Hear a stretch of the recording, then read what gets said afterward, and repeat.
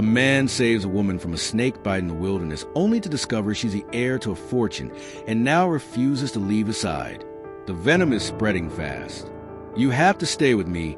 Caleb's voice was steady, urgent, firm, like a hand reaching through the fog of panic. What are you doing with those leaves?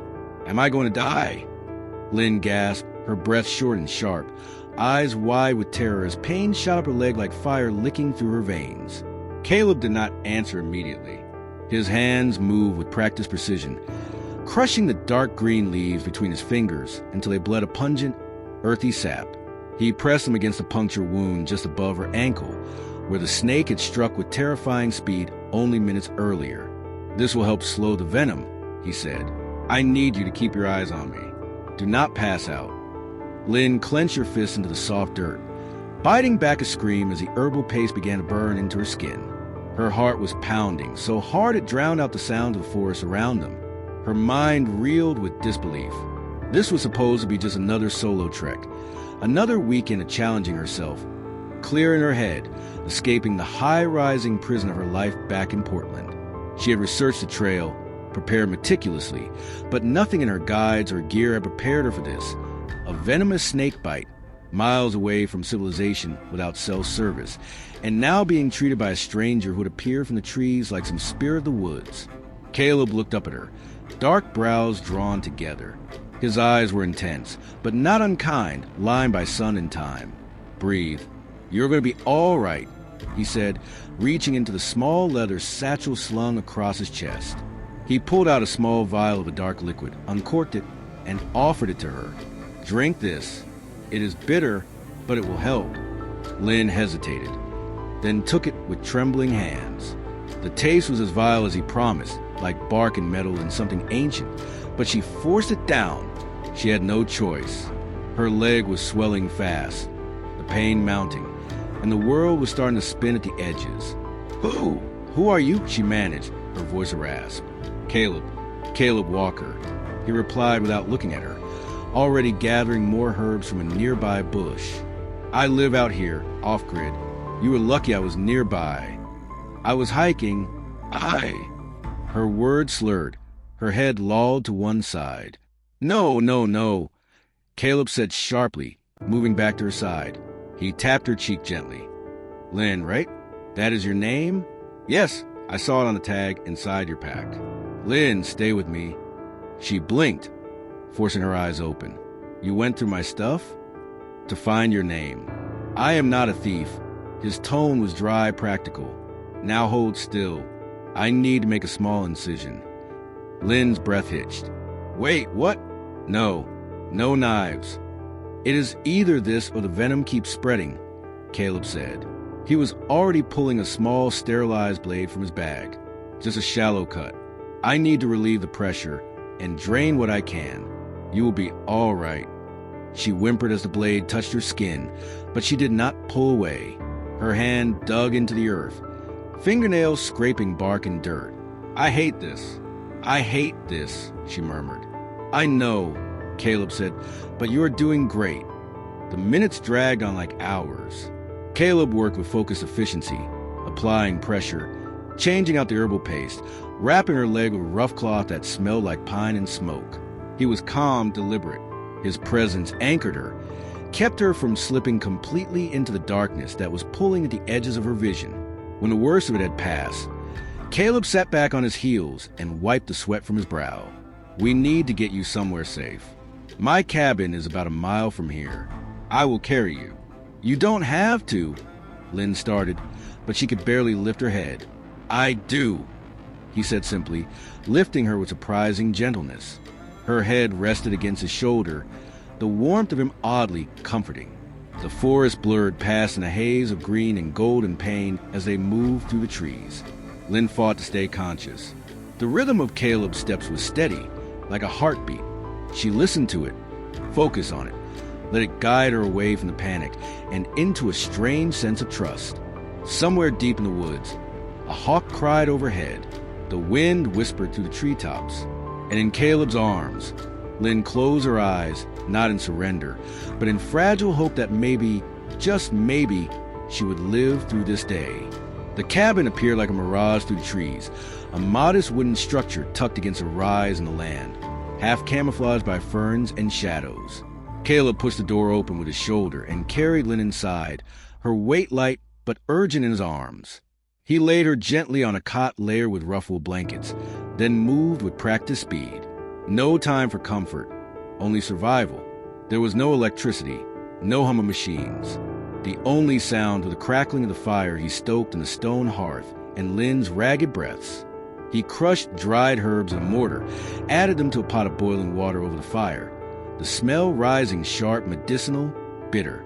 As the tincture brewed, he returned to her side, checked the swelling on her leg. It had spread further, veins darkening around the wound. She stirred, her face pale, slick with sweat. "Caleb." Her voice was barely a whisper. "It hurts." "I know," he said, his voice low and even. "I am making something that will help. Stay still." She mumbled something he did not catch, then flinched as a wave of pain struck her again.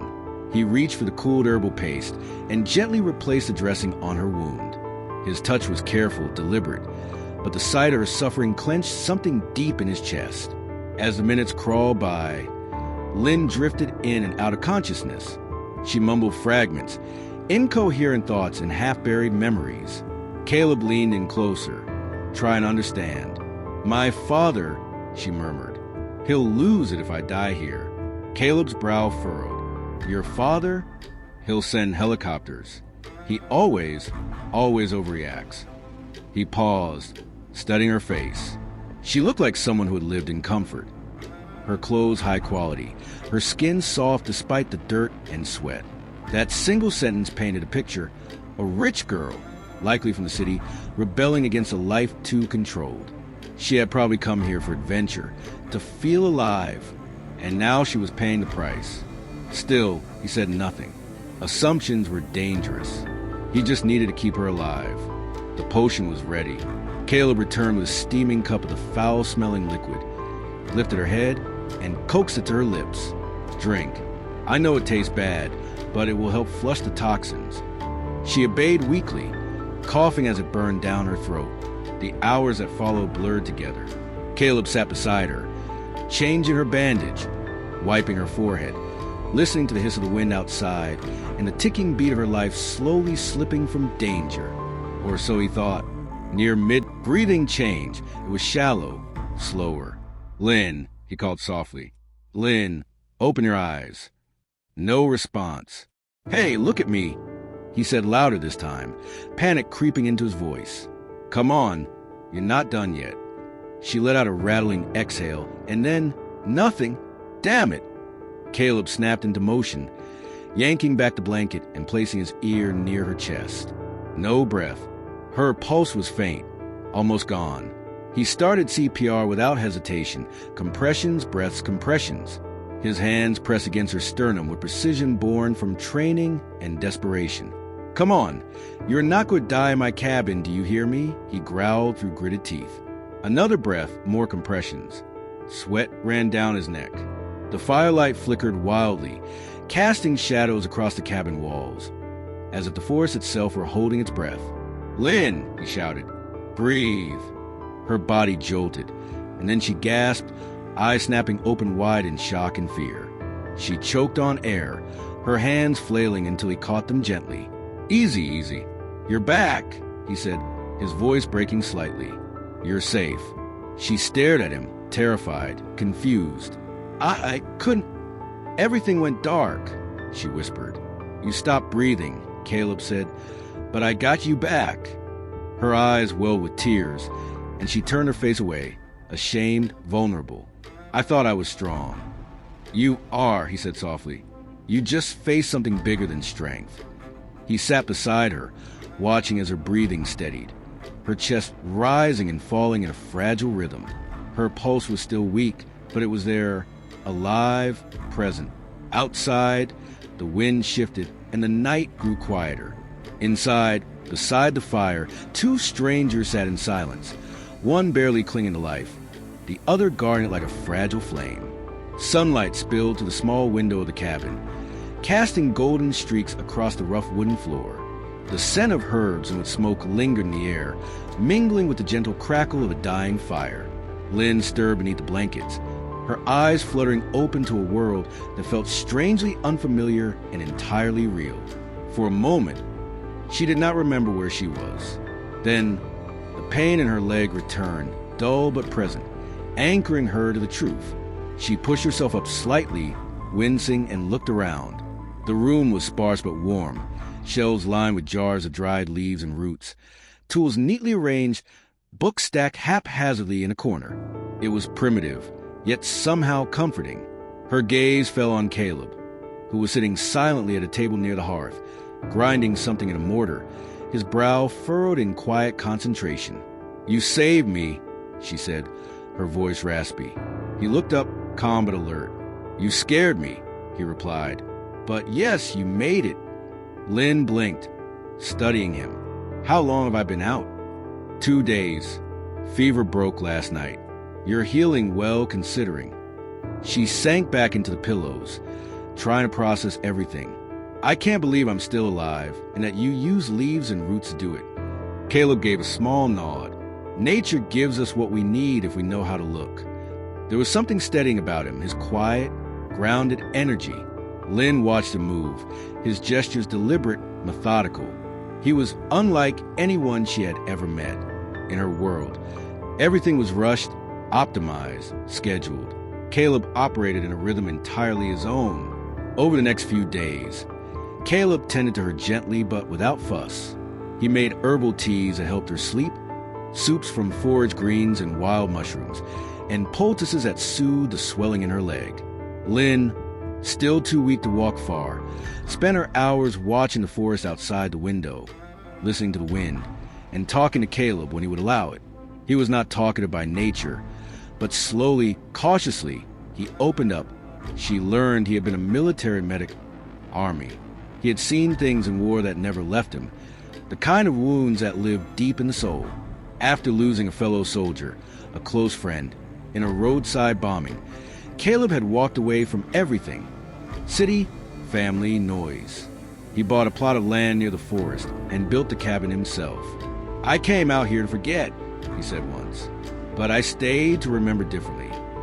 Lynn was captivated, not just by his story, but by him, his stillness, his resilience, and more than that, the unspoken kindness that seemed to guide his every action. For the first time in years, she felt something inside her quiet, not gone, but softened. "You're not what I expected," she said one morning, sitting outside the cabin wrapped in a blanket as Caleb chopped firewood nearby. He raised an eyebrow. "And what did you expect?" "I don't know, some wild mountain man. You're surprisingly wise." He smiled faintly. "That's a polite way of saying I'm old." "I didn't say that." "You thought it." She laughed, the sound startling both of them. It had been days since either had heard laughter, but the peaceful rhythm they had settled into was suddenly broken.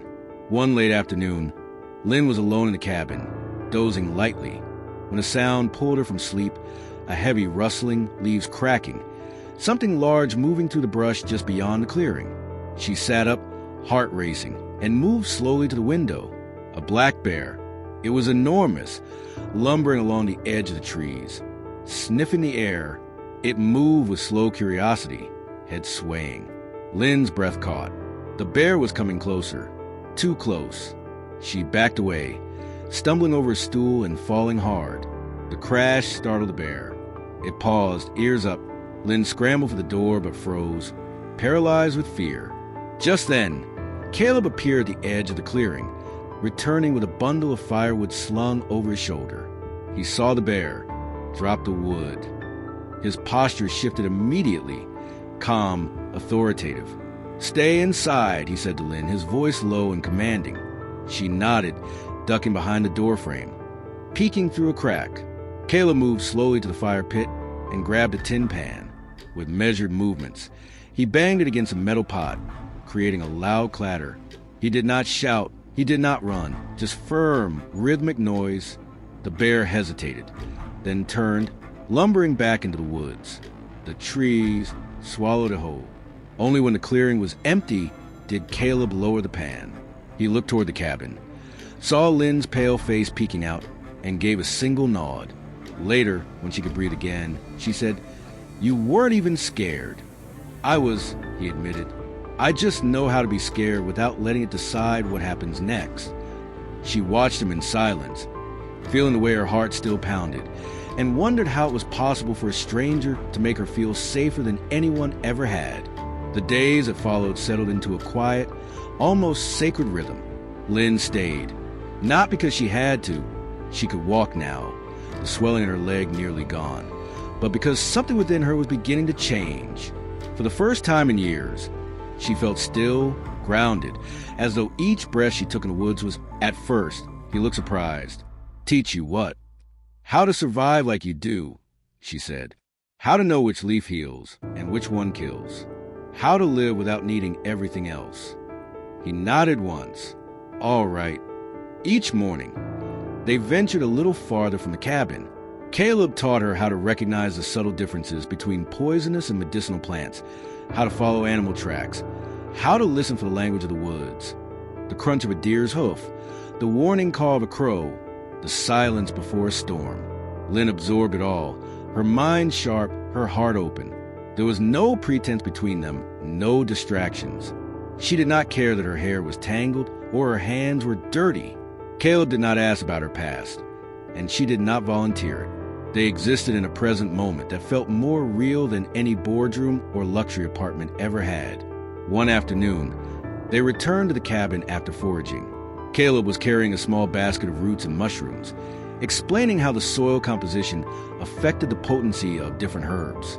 Lynn listened, laughing as he recounted the time he had mistaken wild ginger for a look-alike that left him with a week-long stomachache. But as they approached the steps of the porch, Caleb's foot caught on a loose stone. He stumbled, the basket flying from his hands, and fell hard onto the wooden steps. "Caleb!" Lynn rushed to his side, her heart pounding. He grimaced, trying to sit up. "I'm all right. Just twisted something, maybe." "Don't move," she said, her voice sharper than she expected. "You could have hit your head." She knelt beside him, her hands trembling slightly as she checked him over. His ankle was already swelling, and a scrape on his forearm was bleeding steadily. "I've seen worse," Caleb said, attempting a half smile. "I haven't," she replied, her throat tight. "And I don't want to." Together, they managed to get him inside. Lynn cleaned the wound with water and a clean cloth, just as he had done for her days before. She found the poultices he had used, mimicking his method, wrapping his arm with care and tenderness. The roles had reversed, but her gratitude remained, deeper now, wrapped in something she was not ready to name. As night fell and the fire warmed the room, Lynn sat beside Caleb, watching him doze lightly. His face was relaxed, the hard edges softened by sleep and pain. She studied the lines around his eyes, the silver threads in his hair, the quiet strength he carried like a second skin. Something had shifted. What began as survival had become trust, and what grew from trust was something else, gentle, undeniable. She leaned back in the chair and whispered in the room, "I was meant to come here." Caleb stirred but did not wake, and Lynn, her heart full and still healing, knew that something in her had come alive again. Not just her body, but something much harder to reach. The morning sun cast long shadows through the trees, filtering into the cabin, and gently waking Lynn before Caleb. She sat up slowly on her cot, listening to the soft rhythm of his breathing across the room. The peace of the forest had seeped into her bones. Her leg was nearly healed now, strong enough to walk through the woods without wincing. But with each passing day, the reality of the outside world pressed a little harder against the silence she had come to cherish. Lynn stood, wrapped herself in the old flannel shirt Caleb had given her, and stepped outside. The morning was cool and alive, birds calling from the treetops, dew clinging to the tall grass. She wandered toward the edge of the clearing, her thoughts tangled. It was time. She had known for days that she could not keep hiding behind pine trees and wildflowers. Caleb deserved to know the truth. She owed him that and more. Later that morning, she found him sitting near the fire pit, sharpening a knife with practiced care. His expression, as always, was calm, unreadable. She sat beside him, her heart pounding. I need to tell you something, she said softly. He glanced at her, sensing the weight behind her words. Go on. She took a deep breath. My name is Lynn Bennett. My father is Richard Bennett, the CEO of Bennett International. Caleb paused mid-stroke. The hotel chain? Yes. She stared into the fire. I'm his only child, which means I'm supposed to be the heir. Caleb set the knife down. He did not speak, but his stillness said everything. Lynn continued, her voice steadier than she felt. I was engaged to marry Thomas Grayson. He's the son of a real estate magnate. And the wedding was more about merging empires and love. I never wanted it. I never wanted any of it. Not the life planned out for me. Not the name I never earned. Not the spotlight. She met his eyes. I ran away 3 weeks before the wedding, packed a bag, turned off my phone, and disappeared into the one place I thought no one would find me. The wilderness. Caleb said quietly, the wilderness. She nodded. I just wanted to breathe, to remember who I am when no one's watching. For a long moment, he said nothing. Then finally, why tell me now? Because I trust you, and because I know it changes things. Caleb looked at her, really looked, and she saw the store behind his eyes. Then he said something she did not expect. It does not change who you are. Not to me. Lynn blinked. Really, you are still a woman who fought to stay alive. The one who laughed at my old jokes and cried when I twisted my ankle. The forest doesn't care about your last name, and neither do I. Emotion welled up inside her, but before she could respond, a low rumble cut through the stillness, the unmistakable thump-thump of helicopter blades. Lynn's eyes widened. Caleb stood, his eyes scanning the sky. No, she whispered. He turned to her. Did you leave any way for them to track you? No, nothing. I didn't. She stopped, her breath catching. The trail camera. I passed one before I got bitten. My face might have triggered it. The sound grew louder, closer. Within minutes, a sleek black helicopter descended into the clearing, flattening the tall grass with its wind. Dust and leaves spun into the air. Lynn shielded her face as men in dark suits jumped out, some with radios, others calling her name. Miss Bennett. Lynn, thank God we found you. One of them ran forward, clearly the leader. Your father has been worried sick. We've had search teams out for days. Lynn's heart pounded. She looked at Caleb, whose face had hardened, neutral, but distant. You're leaving, he said. I didn't plan for this, she replied, tears in her eyes. I didn't want to be found. The man stepped closer. We have to go. Your father is expecting you. The press is waiting for a statement. I need a minute, she said sharply. He nodded, backing away, leaving her and Caleb in a pocket of fading calm. She turned to him, reaching for his hand. I'm not ready to leave. He squeezed her fingers gently. But you have to. I don't belong in that world. You do, he said softly. And maybe one day, you'll find a way to belong in both.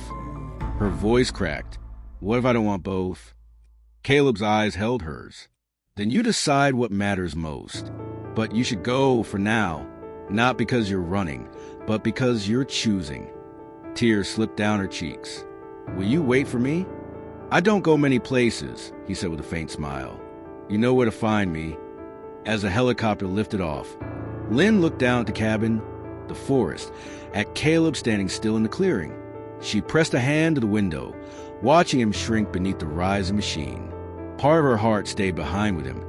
In the silence, the smoke, the earth. The rest was flying back into the noise of a world she had tried so hard to escape.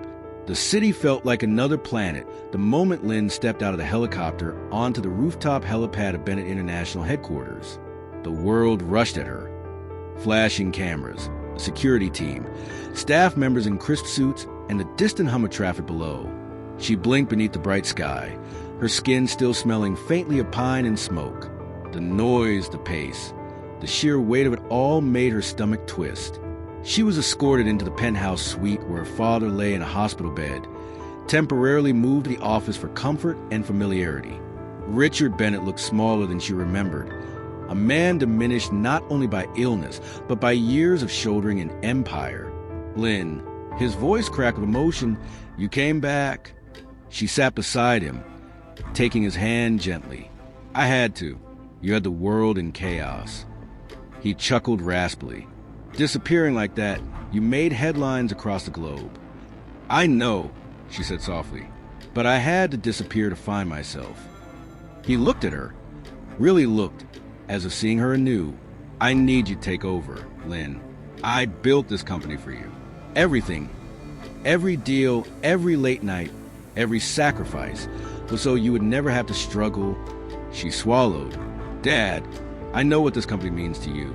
I respect what you built, but I can't be who you want me to be. You have no idea how hard this world can be without power," he said. "I do," she replied. "I live without power. And for the first time, I found peace." He tried to argue, but she gently squeezed his hand. "I'm not abandoning the family. I'm just not becoming someone I never chose to be." The next days were a blur of meetings, offers, and media speculation. Lynn remained calm. She reviewed her inheritance, her holdings, and what her role would entail. Then, without warning, she began redirecting assets, establishing a new trust to support forest conservation efforts, launching a fund to provide environmental education for underprivileged youth, and donating large portions of her fortune to wilderness rescue services. The same kinds of people who might one day save someone like her. The board was furious. The press was confused. But Lynn had never felt more certain. And then came the press conference. She stood before a sea of cameras, her image projected on screens, her voice poised to reach millions. Her hair was pulled back simply, her clothing modest but elegant. There was no PR handler, no teleprompter, just her. "Thank you all for coming," she began. "I know there's been a great deal of speculation about my disappearance, my return, and my future with Bennett International." She paused, inhaling. "For years, I followed a path that was paved for me before I was old enough to walk. I attended the best schools, wore the right clothes, shook the right hands. And for a long time, I thought that was enough. But I was wrong." Cameras clicked furiously. Whispers rippled across the room. 3 weeks ago, I was lost in the Oregon wilderness. I nearly died. And I was saved. Not by technology, not by privilege, but by a man who lives simply and understands the value of life beyond profit.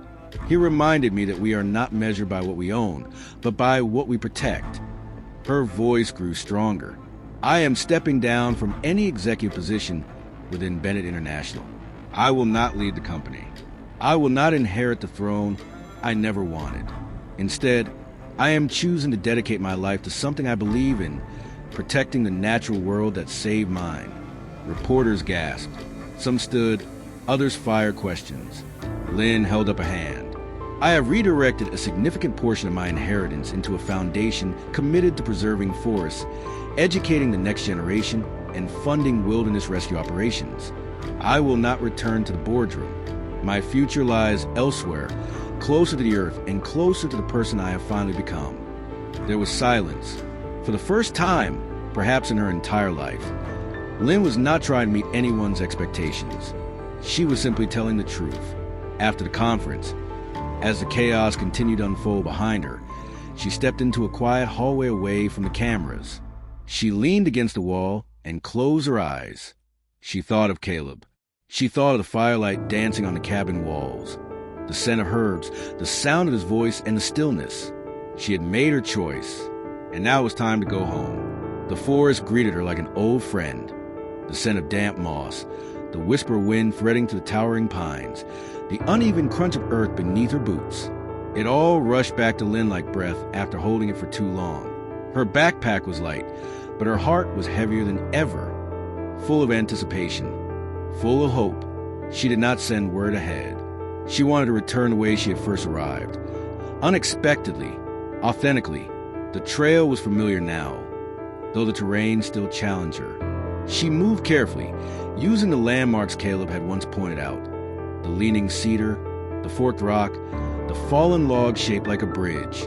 Each one brought her closer, closer to him. The cabin came into view just as the sun dipped behind the trees. casting long shadows across the clearing. Smoke curled faintly from the chimney, and the garden Caleb had tended was still thriving with wild greens and herbs. Her heart pounded. She stepped into the clearing. Inside the cabin, Caleb was packing. His belongings were few, but his movements were slow, deliberate.